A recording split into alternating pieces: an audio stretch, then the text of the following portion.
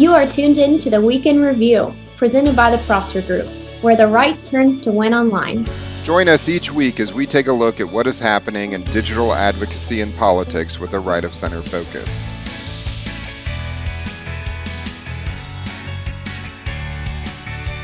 All right, it's been another great week. Welcome back to the Prosper Group Week in Review podcast. Each week, we cover politics and digital from right of center for campaign professionals, political insiders, elected officials, and candidates for office. From the Prosper Group, I'm your host, Dan Huber. On today's show, we'll discuss getting holiday planning done early, your weekly social tracking powered by social listening from the Prosper Group, and preparing your legislative advocacy for 2022. Let's get started with our weekly digital tip. Last week, we talked about setting digital goals, both for Q4 and planning ahead for 2022. This week, we're going to talk about digital planning for the holiday season. Right now, I take the time to plan ahead for the holidays. It's a hectic time of year when the holidays hit. And right now is the beginning of the quarter, so it's the perfect time. You can set up evergreen messages around content that you're going to want to share for Thanksgiving, holidays, whether it be Christmas, Hanukkah, both, New Year's. And you can get messages in the can that can include your social media posts. You can have your emails drafted and ready to go. And you can also request and put together any graphics that you want to do. In addition, if you're thinking about sending out a video holiday message, you can plan that content and get it recorded well in advance. So when the holidays hit, you'll be ready to go. If you do need timely changes, even though most of the content's probably pretty similar now as it will be when the time hits, you can make those changes with very small edits. So plan now, and you'll be able to have extra time with your family, friends, and fun. We're going to go ahead and do our weekly social listening update next. Every weekday, the Prosper Group sends out the AM Rundown powered by social listening from the Prosper Group. To receive the AM Rundown, go to our website at prospergroupcorp.com/AM Rundown and sign up for the daily email. It includes a social media summary, a daily summary, social trends and politics, and a digital best practice. Here's the conversations that we're tracking. So let's start with a few sticky topics that we've been following. The first being filibuster. This topic's been up 16% this week around conversations related to what's going on in the Senate, as there continues to be a big push from the left. And really, it seems like a lot of the push is coming from the progressives, and particularly members in the House on the progressive side. But that conversation's up 16% this week, pretty substantial. Another conversation that we've been following pretty regularly is the border crisis. Conversations down again this week, about 44% to 50.4 thousand tweets. And we've also been following gas prices for quite some time now. This conversation's actually up 63% this week. There's a few things to really take into consideration here. The week ending October 4th, the average price of a gallon of gas in the United States is $3.19 per gallon. That's up 1.5 cents. It's the highest point this year, and you'd have to go back to 2014 before you could find a higher price in the United States. So that's rising. But even more specifically, natural gas prices are up 60% in Europe this past week. They went up 60% in 2 days. Hit an all-time high in Europe. So that's really a big driver of what's going on in the conversation, is just continuing gas prices in general, specifically looking at natural gas. But I think overall petrol is definitely a consideration. Petroleum is a consideration there. We have some current events that we've been following for the last week or two. The first being the debt ceiling. That conversation increased 22% this week. We saw 450,000 tweets roughly in the conversation. And just yesterday, we saw a bipartisan short-term fix in the Senate. So we will probably take a little bit of time away from that conversation, but I expect it to come back around in November and December as the bipartisan fix we saw was just kind of a stopgap measure. And then we went and called back to a conversation we were following a few weeks back, the Texas abortion focus in that conversation. It increased 179% this week to actually 179,000 tweets.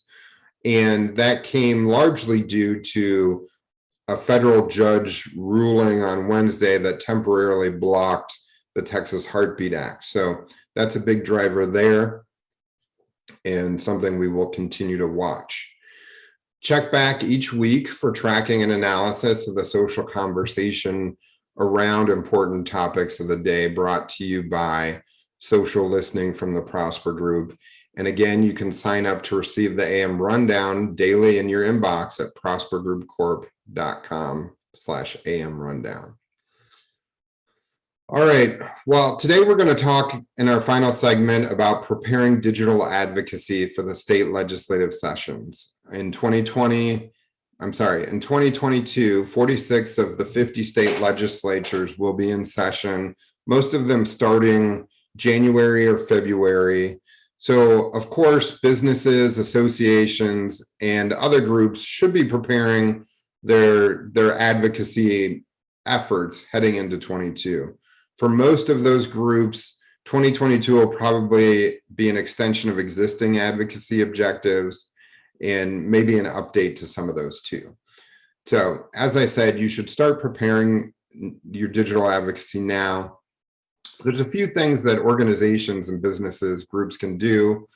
One is set up a legislative action center. If you don't have this already, there's definitely tools out there that we can help you put together for your organization to help members and new recruits really reach out and communicate with legislators as well as administrative functionaries or even the governor's office or federal level legislators on issues that are important to you and your organization. Tools to assist them can include setting up emails, doing calling, and the like. And they're really great ways to help build and demonstrate support for legislation and advocacy issues for your organization or business.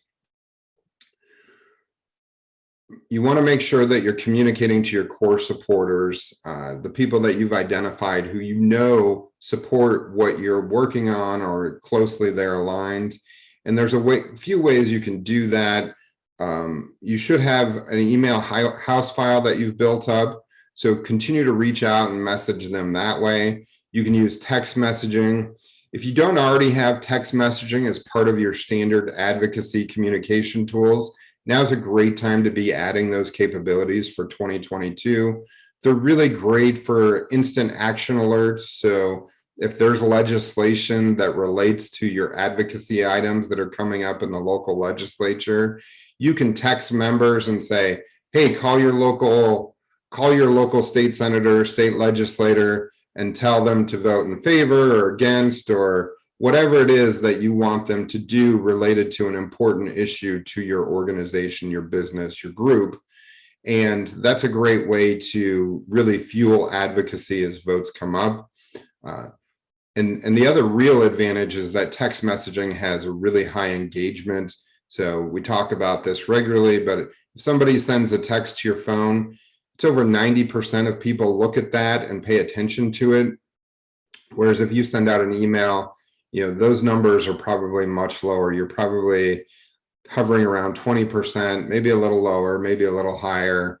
If you're an association or a business that's really done a good job of grooming your list, sending out useful, engaging information, that's a great way to raise those engagement rates. But we'll probably never achieve something in the strata of text messaging, which pushes the 90% mark. So, you can make plans now to ramp up your engagement.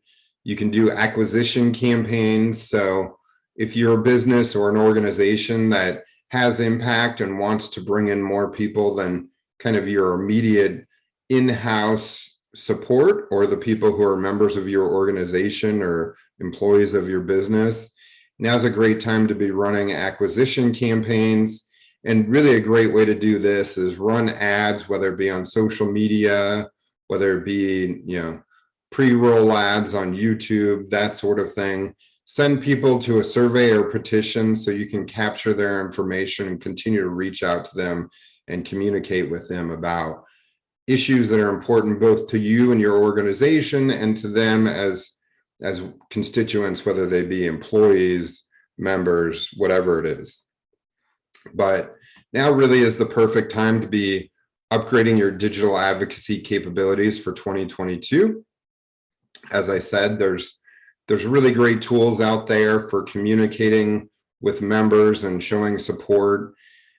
You may have budgetary funds left from 2021 in your budget, or you might be finalizing your 2022 budget. So definitely be thinking about those tools and ways you can upgrade your digital advocacy to reach more people, be more effective in your advocacy for your organization. So if you have any questions about how to improve that advocacy, we can certainly point you in the right direction. Would be more than happy to do that. Would definitely encourage you to reach out to me or the Prosper Group with any of those questions. We can set you in the right direction. Well, that's going to be it for today's show. We're going to go ahead and close things out. I want to thank you as always for listening to the Prosper Group Week in Review. We produce and publish the Prosper Group Week in Review every Friday. So please subscribe, enjoy your weekend, and download again next week. You can find our Prosper Group Week in Review podcasts on Apple Podcasts, Spotify, and Google Podcasts. If you like the show, please subscribe and share.